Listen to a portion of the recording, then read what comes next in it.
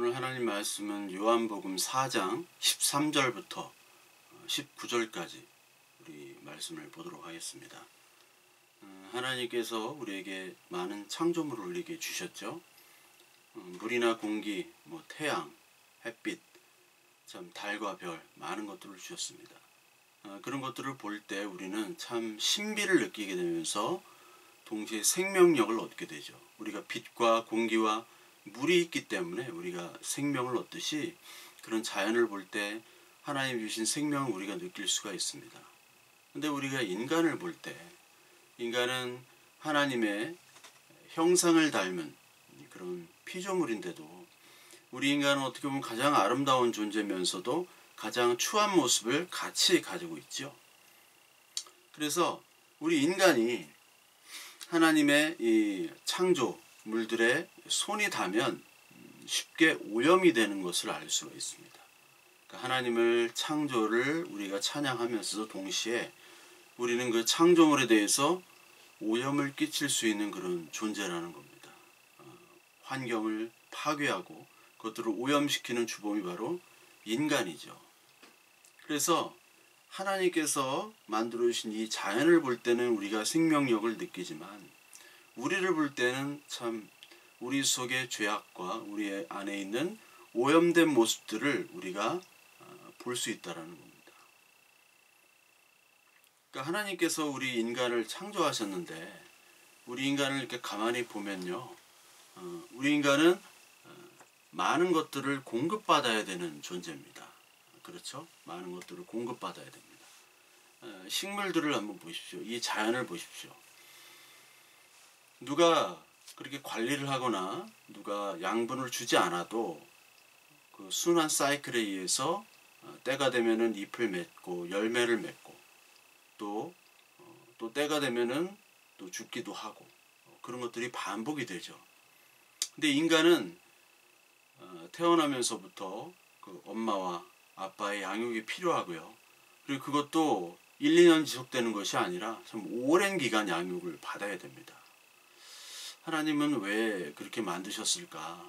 가만히 생각해 보면 하나님의 형상을 닮은 우리이기 때문에 하나님의 양육, 하나님의 이끄심과 하나님의 돌보심이 아니면 안 되는 그런 존재로 하나님께서 우리를 만드시지 않았나. 이 온 우주 만물들, 인간을 제외한 우주 만물들은 돌보지 않아도 다 유지되는 것 같지만 우리 인간은 하나님의 돌봄 아니면 하나님의 양육 아니면 안 되는 그런 존재로 하나님께서 창조하지 않았나 그런 생각을 해봅니다. 그렇기 때문에 우리 인간에게도 스스로 우리 자녀에게 그리고 또 그 자녀에게 이어서 양육이 필요하고 가장 많은 손길과 도움이 필요한 존재로 하나님께서 만들지 않았나 그렇게 생각이 됩니다. 오늘 이 창조의 섭리와 또 하나님의 인도하심을 우리는 사실 다 알 수가 없습니다. 그렇죠? 어떻게 알 수가 있겠습니까? 신비죠.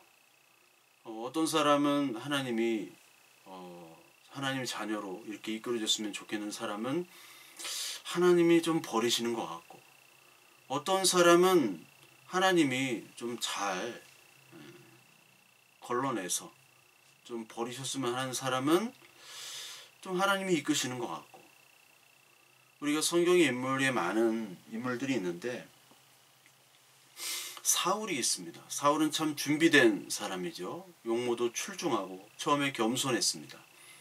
그래서 사울의 외모를 머리가 하나 더 있다고 했죠. 그러니까 사람들 보기에 너무나 좋은 거예요.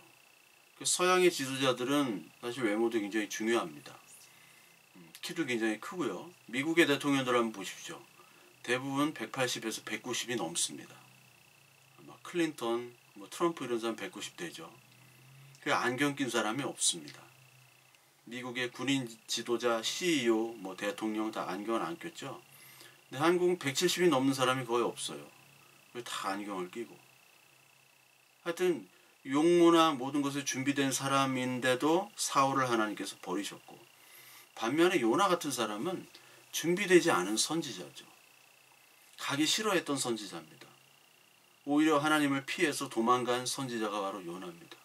특히 아수르에 대한 그런 적대감이 있기 때문에 이 요나는 자기 민족, 자기 유대의 민족주의에 심취해서 그 하나님께서 다른 민족까지도 사랑한다는 그런 복음의 하나님의 사랑의 보편성을 알지 못했던 사람이 바로 요나였어요. 너무나 편협하고 그리고 불순종하는 이 요나를 통해서 하나님께서는 복음을 전했다는 겁니다. 오늘도 마찬가지로 오늘 요한복음에서도 니고데모 같이 정말 준비되고 겸손하고 인격적인 이런 사람들, 학식 있는 사람들에게는 하나님이 비밀을 감춥니다. 그러자면 어린아이 같고 어리석고 볼품없고 많은 사람들에게 멸시천대를 받는 오늘 이 수가성 여인에게는 하나님께서 말씀을 전한단 말이에요. 그리고 그가 받아들입니다. 이처럼 하나님의 뜻은 우리가 알 수가 없어요. 우리 인간은요, 늘 육을 가지고 있습니다. 물론 영과 육의 같은 존재지만 인간은 육을 더 원해요. 육적인 방법으로 모든 것들을 해석하려고 합니다. 하나님께서는 육이라는 껍데기를 가지고 오셨죠. 육이라는 껍데기를 통해서 영과 육이 합혀진 그 하나님의 나라의 그 초월적인 세계를 예수님께서는 설명하러 이 땅에 오신 겁니다. 육의 모습으로 오셨어요. 영과 육이 합쳐진 더 초월적인 그 하나님의 나라의 모습을 말씀을 통해서 니고데모와 이 수가성 여인은 이게 영과 육이 어떠한 역할을 하며 예수 그리스도께서 어떻게 오셨는지를 알질 못하기 때문에, 왜냐하면 육적인 것만을 원하고 그리고 육적인 세계관에서 갇혀있는 사람들이기 때문에 예수님이 하는 말도 동문서답으로 얘기를 하죠. 그러니까 4장 11절에 이 수가성 여인도 주여, 가로되 주여, 물 그를 그릇도 없고 이 우물을 깊은데 어디서 이 우물을, 이 생수를 얻겠습니까? 우물이 깊은데 그릇도 없는데. 이렇게 다른 말을 해요. 생수를 주겠다고 하니까 엉뚱한 말을 합니다. 우리의 어떤 이 하나님에 대한, 영에 대한 인식도 없고 그것을 알 수 있는 실력도 안 되고 그것이 불가능하다는 겁니다. 하나님의 말씀을 우리가 알 수도 없고 우리가 그것을 캐치해낼 능력이 없다는 말씀이에요. 그래서 우리는 목마르면 마셔야 되고 배고프면 먹어야 되고 마르고 굶주린 것, 그것만을 채우기 위해서 살아가는 존재가 우리 인간입니다. 육적인 능력에만, 그것만 얻기를 관심이 있는 사람이 바로 우리들이죠. 우리 다니엘서를 보면 다니엘이 여러 가지 일들을 겪죠. 그리고 그 친구들 사드락, 메삭, 아벳느고가 여러 가지 일들을 겪습니다. 특히 사드락, 메삭, 아벳느고가 풀무불에 들어가서 살죠. 그리고 다니엘은 사자굴에 들어가서도 삽니다. 또한 느부갓네살 왕의 꿈을 해석하는 능력을 가지고 있어요. 그래서 우리들이 많은 설교 시간에 어떤 얘기를 듣냐면 이 다니엘의 지혜, 요셉과 같이 총리가 된 그 고위직에 오른 그 다니엘이 신앙의 순수성으로 그 총리에 올랐다는 그것들, 그리고 그 다니엘 친구들의 기적, 다니엘이 사자굴에 살았던 기적, 그리고 이러한 지혜와 기적과 이러한 능력들을 굉장히 원하는 설교들을 많이 들었을 겁니다. 근데 거기서 말하는 것은 이 온 땅 우주를 지배하는 그리고 다스리는 능력을 가지신 분은 오직 하나님밖에 없다. 너희들이 포로로 끌려갔든지 아니든지 총리든지 아니든지 노예든지 상관없이 성경의 전체적인 얘기는 하나님이 만드시고 하나님이 이끌어 가시는 하나님의 역사와 주권에 대해서 얘기를 하고 있어요. 그것에 대한 고백은 우리는 무시합니다. 우리는 영적인 능력은 무시하고 육적인 것만을 원하려고 하는 그런 설교와 그런 말씀을 또 좋아하고 그것들을 바라요. 근데 하나님께서 가장 원하시는 것은 육이 아니라 하나님은 육과 영이 합쳐진 하나님의 세계, 하나님의 자녀가 되기를 원하는 것이죠. 예수 그리스도께서는 육의 세상에 오셔서 육이 되어서 오셨습니다. 본인이 육으로 오셨습니다. 그러나 육으로 오셨지만 육에 대해서 죽으셨어요. 그리고 왜 죽으셨냐? 우리의 영을 살리기 위해서 자신의 육을 죽이시고 우리의 육도 죽이시는 그러한 일들을 하나님의 일로 계속 이끌어가고 계십니다. 그것이 바로 하나님의 일이에요. 하나님의 일은 우리에게 생명을 주는 육이 아닌 영을 주시기 위해서, 하나님의 영, 그 생수를 주시기 위해서 우리의 영을 하나 둘씩 죽어가도록 인도하시는 겁니다. 그 일을 하나님께서 하고 계시는 거예요. 저와 여러분들에게. 그래서 바울도 나는 날마다 죽노라라고 말씀을 하고 있죠. 날마다 내 육에 대해서는 죽고 내 영에 대해서는 살아난다라는 것을 얘기하고 있습니다. 그러니까 하나님께서 일하시면 우리의 육이 죽어나가는 거죠. 이것을 100% 죽일 수는 없습니다. 우리 안에는 죄성이 있기 때문에 100% 어떻게 죽일 수 있습니까? 그러나 그 육적인 것으로 충만했던 것들, 육적인 가치관과 육적인 목표만을 충만했던 우리들의 모습에서는 자유할 수가 있는 거예요. 어느 정도 육적인 것만 가치관을 가지고 육적인 것만을 위해서 원하는, 일하는 우리들의 모습으로부터는, 세상의 모습으로부터는 우리가 자유할 수 있다는 겁니다. 영으로 살 수 있도록 하나님이 은혜를 주시는 거예요. 육으로부터의 탈출. 그것이 바로 하나님께서 육을 죽이시는 일이죠. 그래서 첫 번째로 우리의 육을 죽이시는 일의 단계가 우리의 수치를 드러내시는 것으로부터 육을 죽이시는 거죠. 그래서 우리 출애굽한 후에 우리 이스라엘 백성들에게 가나안 들어가기 전에 길갈이라는 곳에서 할례를 베풉니다. 이 길갈이란 뜻은 수치를 굴러버린다는 거예요. 수치를 없애버린다는 겁니다. 어떤 수치냐면 죄의 수치, 노예였던 수치, 그리고 불순종했던 수치들을 다 하나님께서 불러 없애버린다라고 길갈에서 얘기하시면서 거기서 할례를 행하셨어요. 그래서 할례라는 것은 세례며 우리의 육을 죽이시고 하나님의 영으로 거듭나서 우리 하나님과 예수 그리스도와 함께 연합하여 사는 것을 바로 할례와 세례라고 그랬죠. 그래서 이제 내가 혼자 사는 것이 아니고 내 육대로 사는 것이 아니고 하나님과 함께 사는 것이 바로 할례입니다. 즉 하나님의 자녀로 살게 해주시는 거예요. 예전에는 우리가 죽음이었어요. 죄의 죽음, 노예로의 죽음, 불순종 때문에 죽음, 이것들을 다 없애주시고 하나님의 자녀로 살게 해주신 그 첫 번째 일이 바로 길갈에서의 할례였어요. 하나님께서는 영을 죽이시기 위해서 우리의 죄와 우리의 죄의 노예됨과 우리의 불순종의 모습들을 하나둘씩 끄집어내고 계십니다. 왜냐하면 하나님께서 우리에게 가장 주시고자 하는 것은 생명이기 때문에 그래요. 이번 주에 TV를 보니까 41세 된 엄마예요. 젊은 엄마. 루게릭병에 걸려가지고 이제 말도 잘 못하고 모든 근육들이 다 사라지고 좁아지기 때문에 소화도 못 시키고 이제 말도 못하고 이제 숨 막혀 죽는 거거든요. 근데 남편은 이제 가출해서 없고 복지의 사각지대입니다. 남편과 이혼 소송 중인데 말도 잘 못해요. 근데 7살 여자 딸아이, 12살 남자아이 이렇게 해서 3명이서 이렇게 사는데 그렇게 3명이서 같이 끌어안고 울더라고요. 엄마가 말을 못해요. 옛날에 이쁘고 건강했던 엄마가 이제 없습니다. 그 꼬마들이 그 엄마를 간병을 합니다. 그러면서 그 촬영이지만 촬영 때마다 그렇게 끌어안고 울어요. 엄마가 가장 고통스러울 때, 아플 때, 잘 때 죽음의 고통을 느낀다고 그래요. 그러면서 죽음의 공포가 느낀다. 언제 숨이 끊어질지 모르기 때문에. 의사가 가장 중요한 게 지금 목에다 구멍을 뚫어서 음식을 주입하는 것과 그리고 산소호흡기가 필요하다. 한 월 150만 원 든다. 근데 돈이 없잖아요. 아이들밖에 없잖아요. 간병할 수도 없고. 그런 상황을 보니까 정말 너무 안타깝고 정말 너무 가슴이 아프더라고요.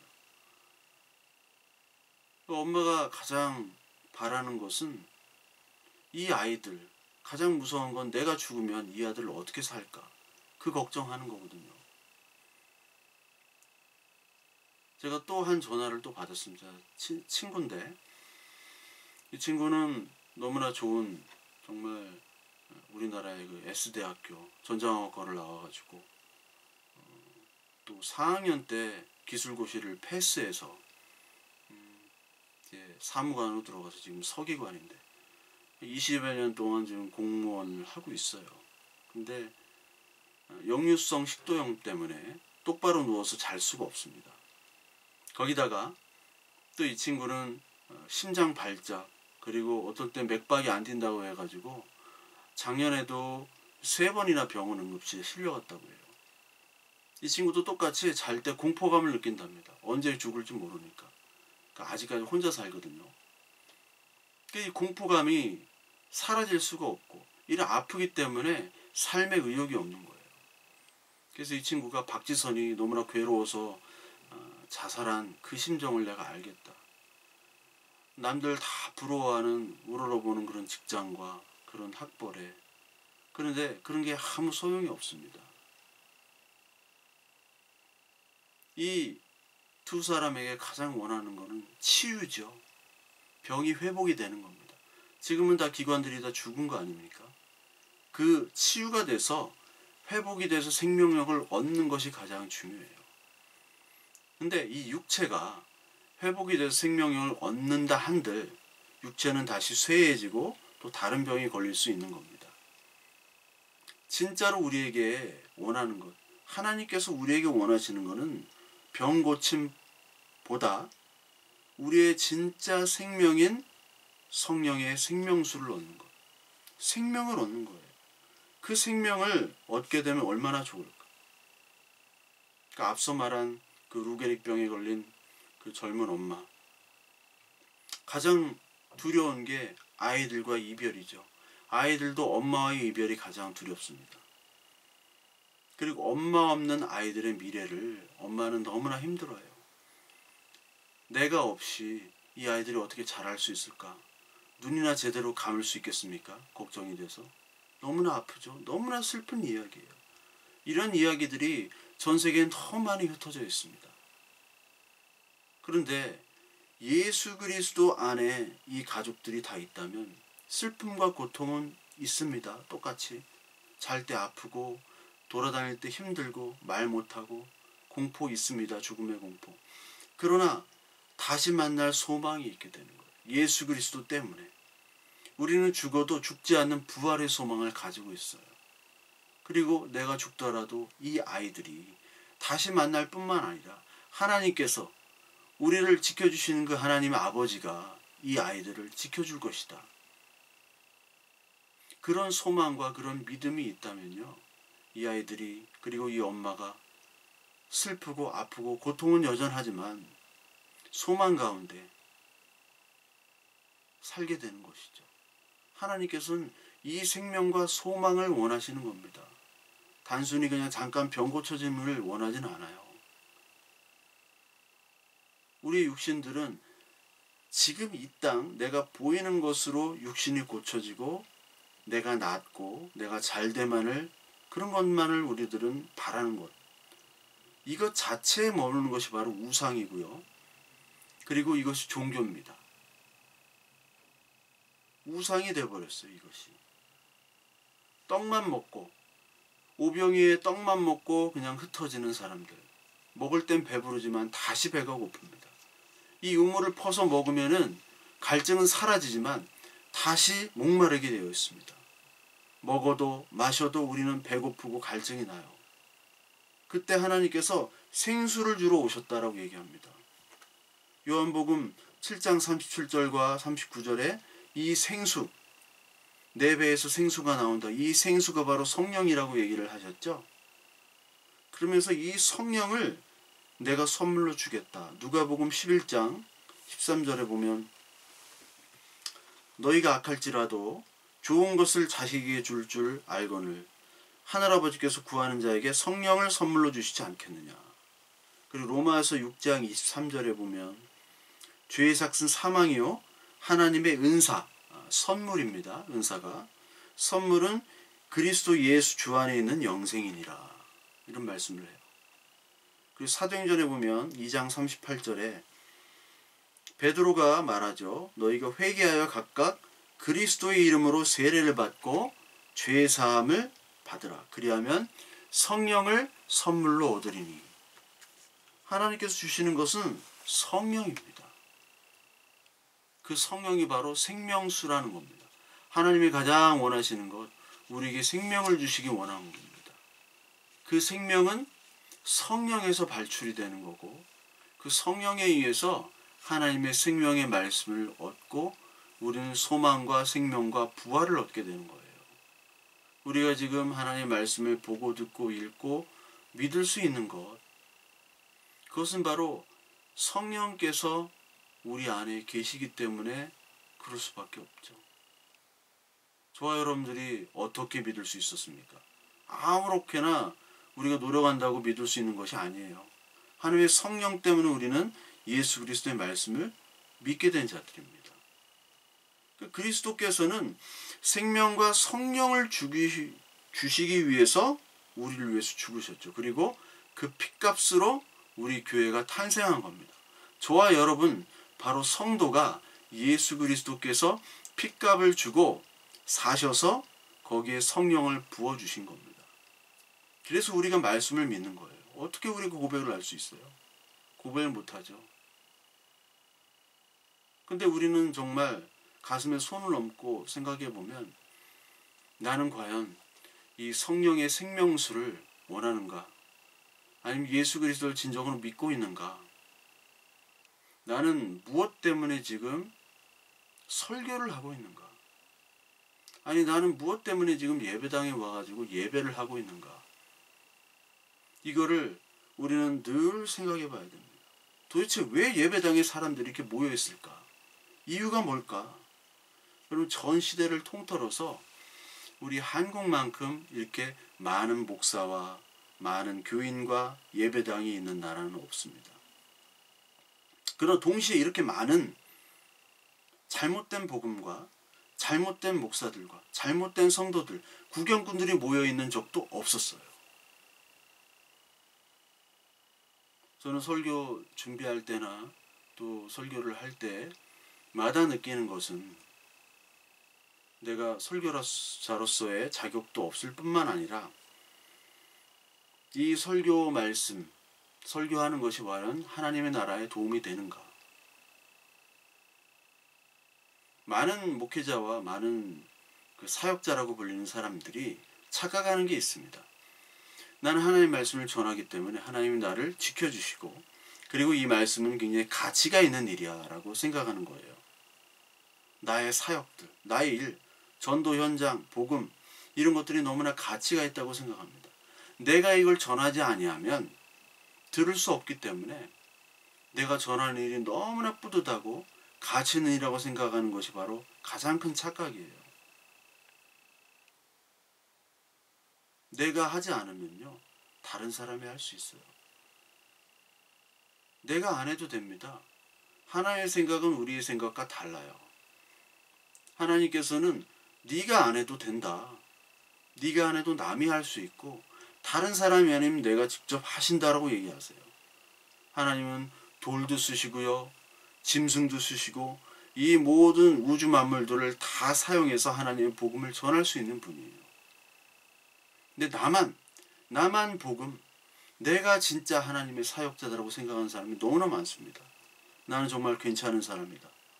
난 하나님의 사자다. 선지자다. 나는 애국자다. 난 하나님의 나라에 정말 보냄받은 자다. 근데 가짜 복음을 선포하는 사람이 너무 많다는 겁니다.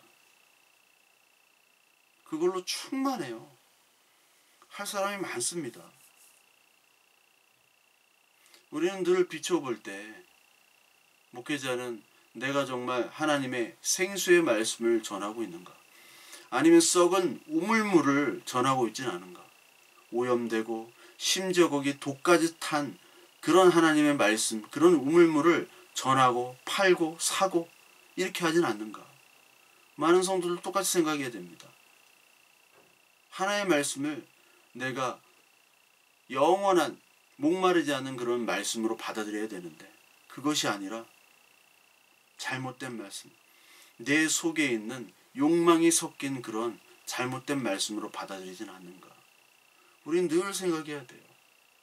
그러니까 하나님께서 진정 원하시는 것은 바로 하나님이 우리를 향한 그 사랑, 그리고 언약, 그리고 예정하신 그 하나님의 구원 사건들을 우리가 고백하는 겁니다.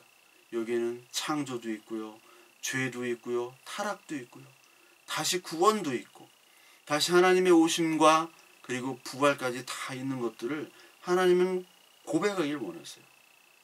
진정 네가 오늘 예배당에 있는 이유가 뭐냐? 네가 왜 설교하느냐? 그 분명한 답을 하나님께서는 고백하기를 원하십니다. 그 답은 바로 예수 그리스도 때문이죠.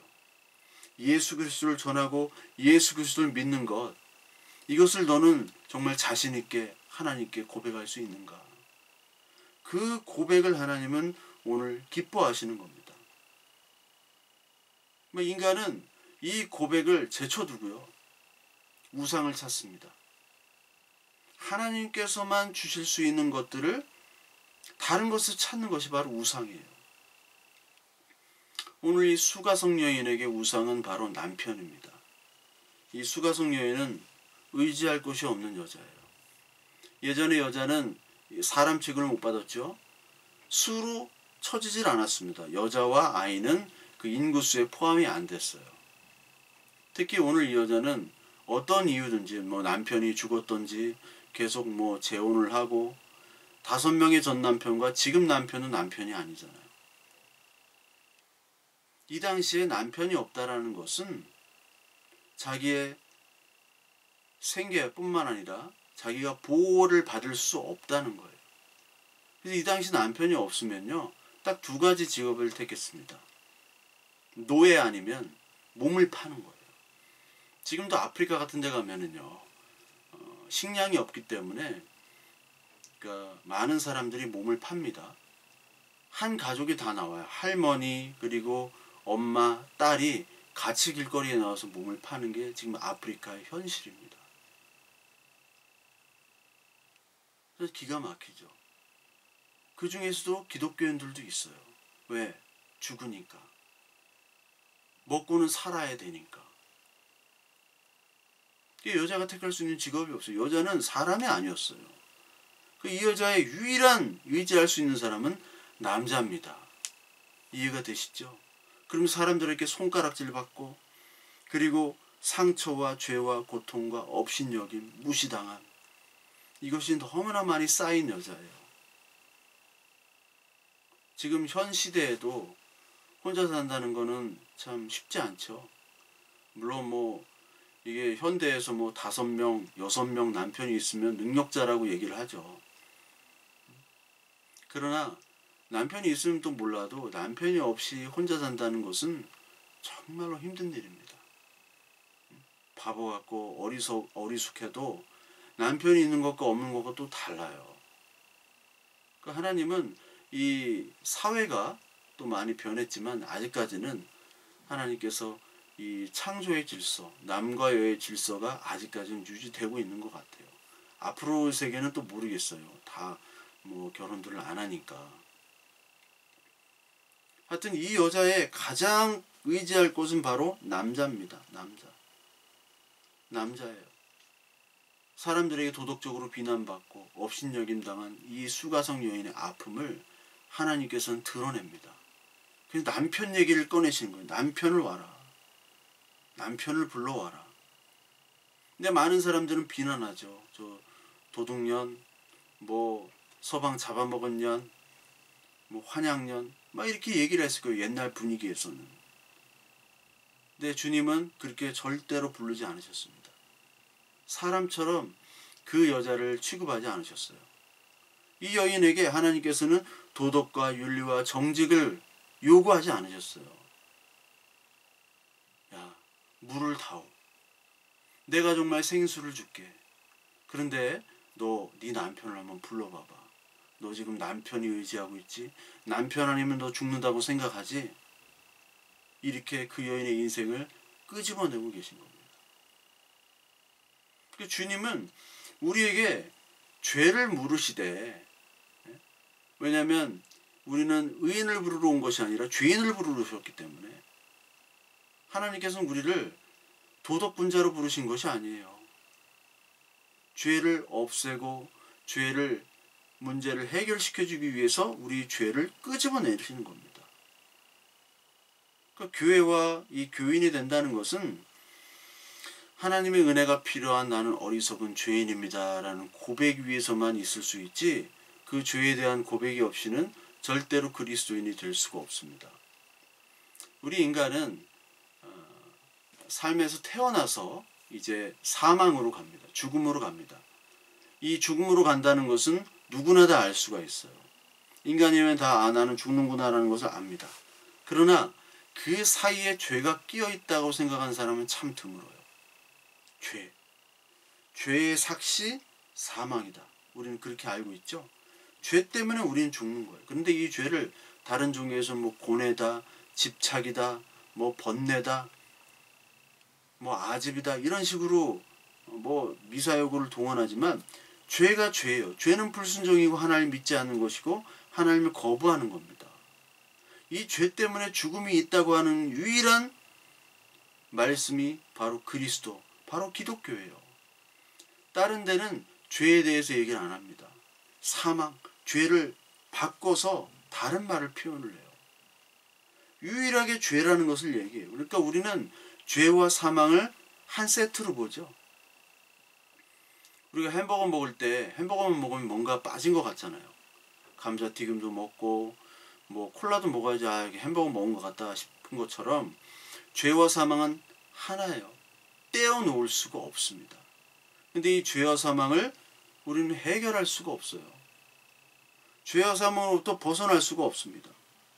그렇기 때문인지도 몰라도 이 세상 사람들은 죄와 사망에 대해서 절대 얘기하지 않고 다 잊고 살아요. 죄와 사망을 잊고 삽니다. 그러면서 자기는 괜찮은 사람인처럼 폼을 잡고 사는 것이 이 세상 사람들이고 우리인지도 몰라요. 그 죄의 고비라는 것이 나는 살인했습니다, 간음했습니다, 뭐 이렇게 미주알 고주알 하면서 그런 것이 바로 죄의 고백이 아니에요. 하나님, 나는 주님 아니면 살 수 없는 도둑놈입니다. 하나님, 나는 주님 아니면 나는 죽은 자입니다. 이미. 하나님, 나는 가장 불쌍한 자입니다. 하나님, 나를 살려주세요. 이 고백이 어떻게 보면 죄의 고백입니다. 이 죄의 고백이 되면 이제 하나님께서 일을 하시는 거고 예수 그리스도를 믿는다고 하는 그런 중생의 단계에 들어가는 거예요. 그런데 전도를 하다 보면 가장 전도하기 힘들고 하나님의 말씀을 믿기 힘든 사람이 어떤 부류냐면 자수성가한 사람들, 그리고 도덕적으로 뭐 인격적으로 칭찬받는 분들, 이런 분들은 자신이 해냈다, 내가 어려움에도 불구하고 역경을 내가 다 이겨냈다, 내 힘으로 이루었다, 그런 생각, 그런 결과물이 있기 때문에 예수 그리스도를 의지하는 것을 굉장히 힘들어합니다. 혹 이런 사람들이 예수 그리스도를 의지한다면 그 예수 그리스도와 그 십자가는 자기들의 어떤 승리와 전진과 어떤 효율과 그런 자신의 더 잘됨을 위한 효율적인 도구로 이용할 수밖에 없어요. 이 사람들이 깎여져 나가고 끊겨져 나가야 됩니다. 육적인 것들이. 그래야 진정한 죄로부터의 해방과 죄의 사함과 그 예수 그리스도의 희생과 피와 사랑을 알 수가 있는 거죠. 여러분, 교도소 가면 또 훈련소 가면 하나님의 말씀이 잘 들어갑니다. 대전교도소도 가봤고 32사단 그 연기에 있는 거기 훈련소에서도 말씀을 전해봤는데요. 제가 정말 왜 이런가, 왜 이래야 되냐라고 제가 느꼈던 것이, 교도소에 하나님의 복음의 말씀을 전하지 않고 육적인 양식만 주더라고요. 그 교회라고 하는 곳이 많이 느꼈습니다. 훈련소도 마찬가지입니다. 많은 사람들이 마음이 낮아져 있어요. 그렇기 때문에 말씀이 들어가기 좋은 밭입니다. 그럼에도 불구하고 하나님의 양식이 아닌 육적인 양식만을 채워주더라고요. 뭐 초코파이 주고, 뭐 과자 주고, 팥빙수 주고, 우리가 봉사하러 가지만 봉사하면서 저보고 꼭 이렇게 설교를 부탁을 해요. 근데 간혹 거기 교목분이 교목 뭐 대위인가 뭐 하신 분이었는데 뭐 설교를 평한다는 게 좀 그렇지만 저거는 영의 양식이 아니다라고 느낄 때가 많았습니다. 그래서 교도소나 또 훈련소 갈 때는 제가 특별히 더 준비를 많이 했던 것 같아요. 다녀오면 특히 뭐 훈련소 같은 거 다녀오면 저녁 수요 예배인데 주로 다녀오면 거기 가려고 하는 교육자들이 아무도 없어요. 왜냐면 다녀오고 정리하면 12시예요. 밤 12시. 밤 12시면 또 이제 퇴근했다가 다시 새벽 4시 반에 예배당에 와야 됩니다. 힘들죠. 저는 그때 차량 운행도 했는데 근데 거기 갔다 와서 그 훈련소 훈련받는 우리 친구들이 영이 살아나고 또 좋아하고 그런 거 보면은 뭐 피곤이 풀려요. 네. 그래서 저는 일부러라도 더 갔습니다. 한 달에 한 번밖에는 못 갔지만 더 가려고 했어요. 그때 뭐 사스인가 뭔가 하고 그것 때문에 뭐 이렇게 이제 군부대 출입을 못하게 해서 이제 그때부터 못 가게 됐는데 하여튼 백수들, 노숙자들, 뭐 자포자기한 사람들 담배를 안주에 깡소주 먹는 사람들이 있잖아요. 저도 그 중에 하나였습니다. 자포자기하고 인생에 낙도 없고 뭐 죽어도 되고 안 죽어도 되고 막 상관없는 그런 인생들 그런 인생들에게 하나님께서 찾아오셨어요. 제발 나 좀 건져줘.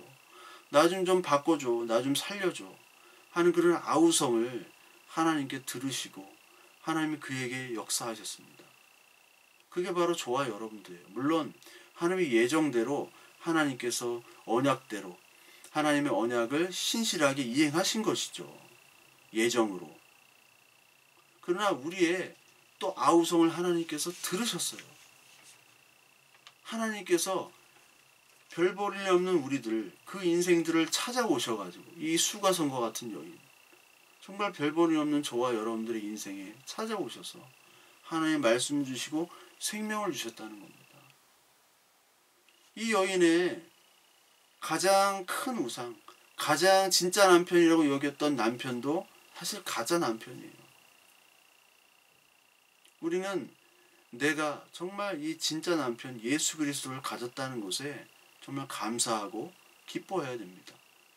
성경에는 남편과 신랑 혼인잔치에 대한 비유들이 너무너무나 많이 나옵니다. 그러니까 이 수가성 여인은 자기가 의지할 수 있는 가짜 남편만 찾으러 다닌 거예요. 첫 번째, 두 번째, 세 번째, 마지막 남편까지. 그런데 그 여인은 아직까지도 갈증이 났습니다. 힘들었어요. 자신의 환경과 처지가 변하지가 않았어요. 이 남편을 만나면 더 좋아지겠지. 그러나 그렇지 않았어요. 계시록 21장 2절에 보면 교회가 나오고 또 21장 9절에 보면 신부가 나옵니다. 여기 교회를 계시록 21장에 보면 거룩한 성 새 예루살렘을 얘기하고 여기 남편을 위해 단장한 신부라고 나옵니다.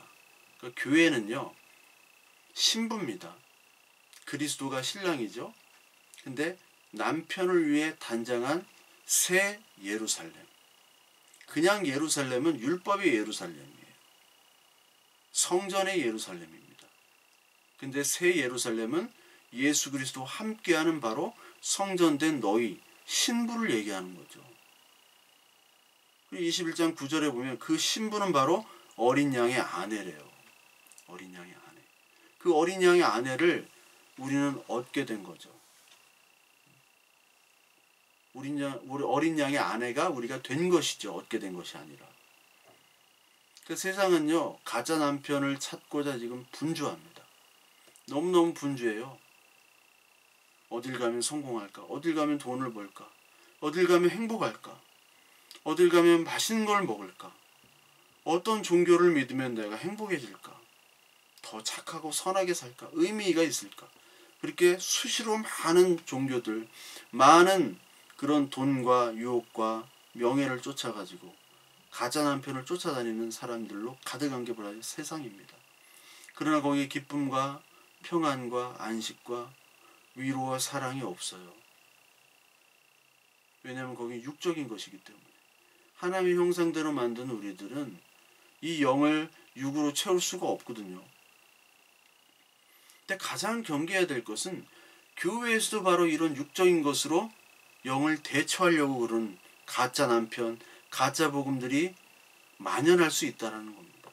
아니 실제로 교회 역사는 만연했어요.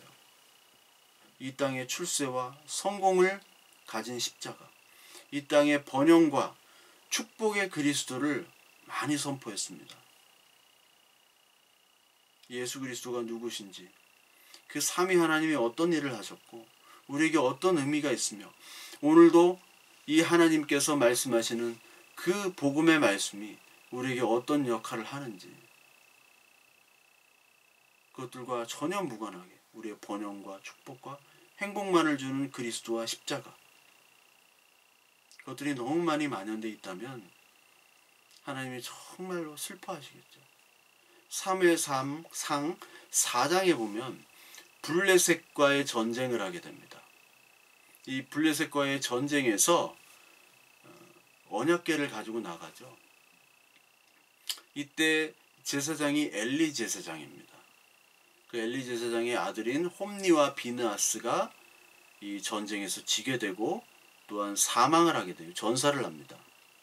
그 언약궤는 블레셋 땅에 뺏기게 돼요. 언약궤만 가지고 나가면 우리가 이길 줄 알았는데 그 언약궤는 이들에게는 부적이었던 거죠. 승리의 부적. 우리가 예수 그리스도를 승리의 부적처럼 여긴다는 거예요. 십자군 전쟁 때도 마찬가지고 우리의 모든 종교와 마찬가지입니다. 부적으로 알고 있어요. 그리스도가 부적이에요. 그리스도가 많은 이데올로기의 부적이었습니다. 공산주의도 기독교의 부적을 썼죠. 그리스도교의 십자가를 내세웠죠. 개신교와 그리고 캐톨릭과의 전쟁 때, 30년 전쟁 때도 서로 십자가를 가지고 우리가 십자가, 진짜 십자가다. 하나님께서 지켜주신다. 저 신교를 무찔른다. 아니다. 우리가 진짜 정통이니까 저 이단인 프로테스탄트교를 하나님은 멸하실 것이다. 서로 치고받고 싸웠잖아요. 십자군 전쟁이나 그리고 많은 종교 전쟁에서 그리고 이데올로기 전쟁에서 이 십자가는 그리스도는 사용이 됐어요. 자기들의 욕망의 도구로서 주술적인 도구로 사용된 겁니다. 그러니까 우리가 가지고 있는 가장 종교적이고 신성한 것이 가장 타락한 것으로 되는 것은 순간이에요. 우리가 가지고 있는 성경책, 십자가, 예수 그리스도, 하나님, 이것이 종교적 또한 경제적, 정치적 그리고 전쟁에서의 승리의 도구가 되는 그것이 바로 인간의 더러운 역사였습니다. 종교의 역사였어요. 왜? 가짜 남편이었기 때문에. 가짜 남편, 그 종교적인 껍데기만 섬겼기 때문에요. 가짜 남편들은 출세를 보장하죠. 광고 1억 투자하면 3억이 생깁니다. 3억 보장. 숙식 제공 월 500 보장 뭐 이런 거. 보면 알잖아요. 이게 가짜인지. 근데 여기에 그냥 다 넘어가는 거예요. 이게 진짜가 아닌 것을 아는데도 불구하고 또 많은 사람들은 여기에 미혹돼서 그 가짜 남편을 따라갑니다. 그럼 진짜 남편은요. 자기의 부인, 신부에게 죄가 무엇인지를 알려줘요. 진짜 남편은 그 죄를 그 신부를 사랑하기에 자기가 뒤집었습니다. 그리고 그 신부를 끝까지 사랑하고 끝까지 지킵니다. 그리고 진짜 사랑을 마지막에 얘기하는데 나와 똑같이 그 죄의 십자가, 죽음의 십자가를 지고 가라라는 거예요. 죄로부터 죽어야 되고 육으로부터 죽는 이 세상의 십자가, 이 세상에서의 진짜 십자가를 지고 가는 것으로 또 사랑을 표현하시는 분입니다. 우리는 무화과 나무 열매로 우리의 죄와 수치를 가렸죠. 참 어리석은 일이에요. 그거 다 시들면 떨어지는 것인데. 근데 그 어리석은 우리에게 예수님께서 찾아오셔서 죽으심으로 그 가죽옷으로 해결해 주셨고 생명을 주신 분이 바로 진짜 남편 되신 예수 그리스도입니다. 여러분, 성공과 번영의 십자가가 아닌 죽음의 십자가를 지고 가신 분이 바로 참 신랑 되신 예수 그리스도라는 겁니다. 그래서 이 하나님께서는 창세 전부터 이 땅에 오셔서 하나님의 언약과 그리고 그 신실하심, 하나님의 열심을 바로 예수님께서 이 땅에 오시고 수치를 받으시고 죽으심으로 그 사랑을 보여주신 것이죠. 그게 참 신랑의 모습이에요. 가짜 신랑들은 무조건 잘된다, 성공한다, 행복하다 이것만을 얘기합니다.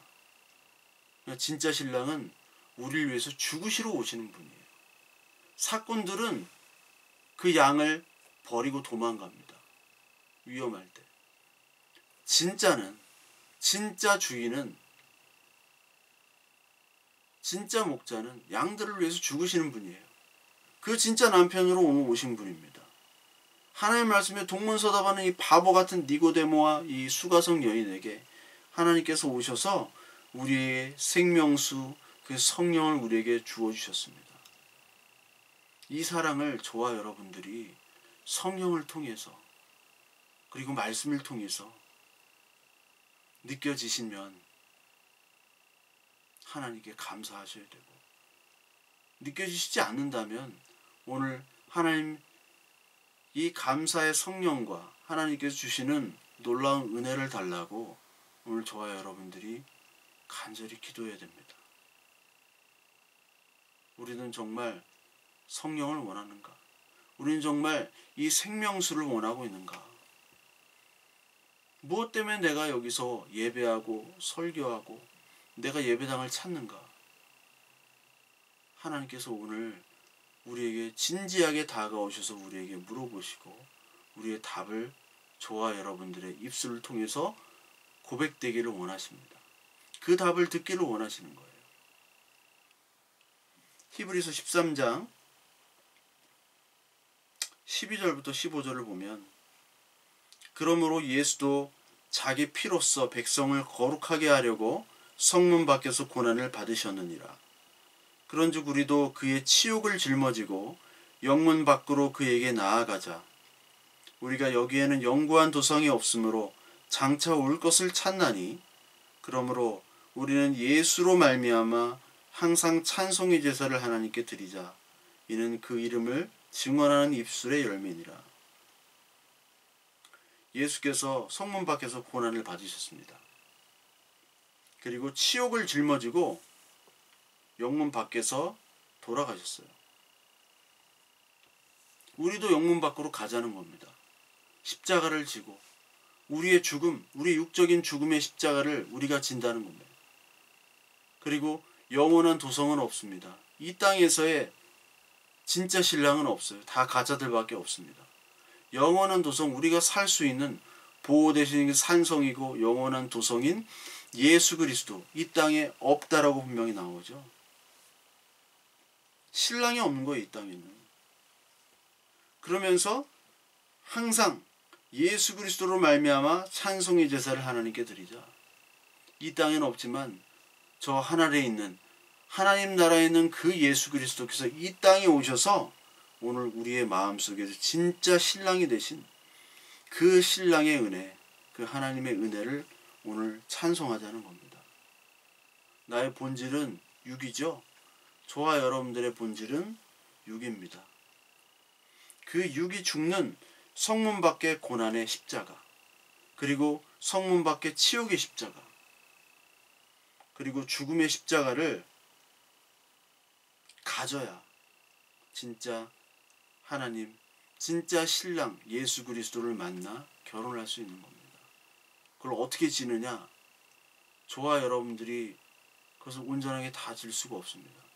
알파와 오메가 되신 그 예수 그리스도께서 그렇게 지도록 하나님께서 저와 여러분들의 인생을 인도하실 겁니다. 육이 잘려지는 그러한 모습으로 하나님께서 인도하셔서 참된 생명과 참된 영혼의 기쁨과 그리고 영원한 생명수, 그 생명수의 말씀을 우리에게 주실 줄로 믿습니다. 저와 여러분들이 이러한 간절한 하나님의 말씀의 생명수를 얻고자 오늘도 기도하시고 간구하시는 저와 여러분들 되시길 바랍니다.